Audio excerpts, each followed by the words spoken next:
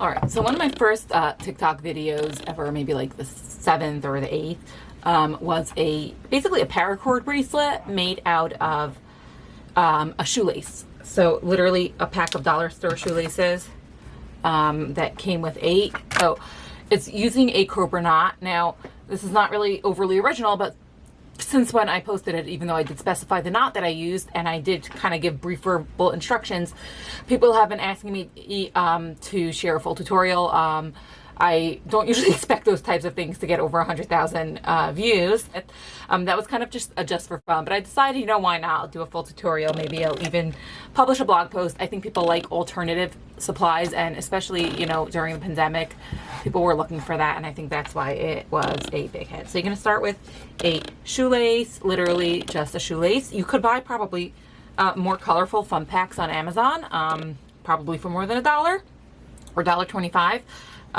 Or you could repurpose old shoelaces from old shoes, but those probably did not survive. So you could just get fun ones from Amazon. So you see, like, I did kind of make my knot, making sure that it's in my loop, making sure it's in the right direction. It's a shoelace folded roughly in half. I could be more even about it. I don't need to. And I am folding it in half like this. And I am clipping it in place like that. Okay. Now this is going to be my center running thread. I'm going to take another shoelace. By center running thread, I mean literally just the sort of the thread that holds things together. It's not actually a thread, it's a string. And let's say a little bit from the top and holding it flat, I'm going to start making square knots. So you literally just start wherever. You start by pulling one side and putting it over the other. This side will come on top and go behind the strings and out the other side. So you can see that's the knot. It's literally a square knot around the center thread. You have to have always one thing behind and one thing in front. And when you make it nice and neat, this forms a little stitch. This goes around it. And you're going to alternate sides. So the next one, you're going to start by going over the center with the left. And then with the right, sorry. Over and behind with the left. And going over like that. And you'll see that now the stitch will form on the other side, just like that. And you keep on going until you have a full bracelet. Okay, and one more note, if you lose track of where you're up to, you always start with the one that had the last top stitch. So even if you by mistake flip it over, if you don't have it secured to a clipboard like this, you're always going to start, you see the stitches here? So that's how I remember that I start with that one. Just a fun fact about me, I actually do not work well on clipboards. I work much better when I just take it off and do it in my hands, but it's very, very hard to demonstrate tutorials like that. So usually I just hold it with one hand and I knot with the other. But I did sort of devise this clipboard that makes sense for filming tutorials, just using odd supplies that I got.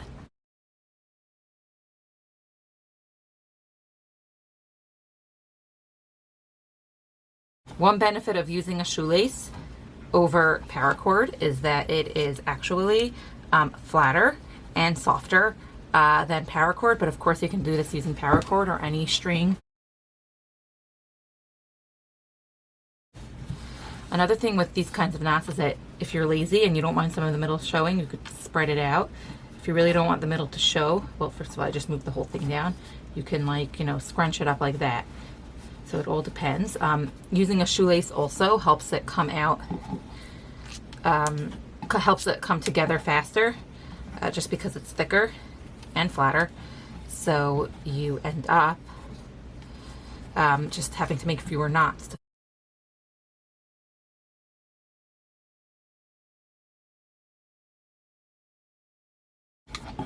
I literally had 2 pregnancies, 2 babies, 2 bouts of COVID. And so much happened. Moved a house since I posted the original tutorial, which is why it took me so long. I was on and off on restricted, like not restricted, unlimited work schedules. So I had to just, you know, scale back to doing just the essentials. And sadly, TikTok is not my main vibe. And since I've actually started revamping my YouTube channel, because I'm old, so I YouTube and stuff, and I find that for tutorials it's much easier to get you a full feature tutorial. I'm not really a big fan of short form content that's like the quick snippet videos, because you're always going to get something wrong. You're always going to make a mistake, and you're going to think that it's something wrong with you. Really, it's just something wrong with the way that you were taught, because you were not given all the details of the tutorial. So that's why I'm a big fan. My main thing is my blog, momsandcrafters.com. Definitely follow. I post there regularly. I usually have a few new crafts a week there. I'm there for all different categories. And you can subscribe to my free newsletter if you want to make sure you don't miss an update. Follow me on Instagram at momsandcrafters. I am much more active there. In fact, I often forget to post the videos that I post to Instagram to TikTok. And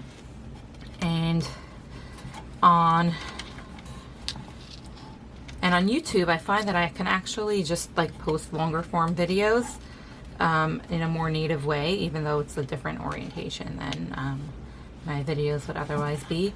So I kind of like that platform better. So I do tend to post there more. And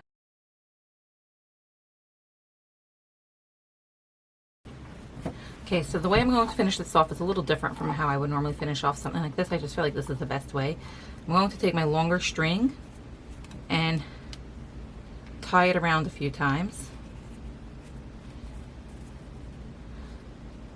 This actually forms a spiral knot.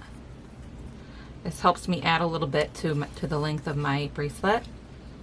And it's literally, I'll slow down. You're literally going over and through, making that kind of knot. So that was 3 times, and I will do a 4th time. It does turn the knot. If you've made friendship bracelets, this would be like the Chinese staircase bracelet. All right, now you're ready to finish off your bracelet. So I just added a little bit of a spiral to the end. I decided to finish this off using a button. I chose a black button just because I wanted to contrast with the bracelet. I'm going to go and poke this through. All the way to there. You obviously should make sure that it fits you, but because I don't care enough, because I'm not actually going to wear it, sorry. Maybe one of my boys will wear it. And you're going to, that was the other one, and it's nice and tight because the shoelace has its own hold. I'm going to finish off by tying the black shoelaces around the white button. Sorry, around the white shoelaces. Now notice I used the button with 4 holes. And I'm going to go like that.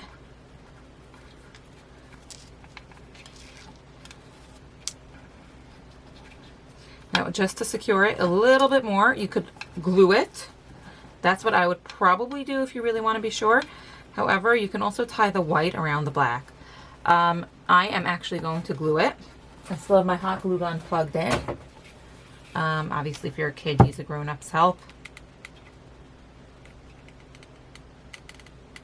And I'm just gluing all around the base just to kind of secure it.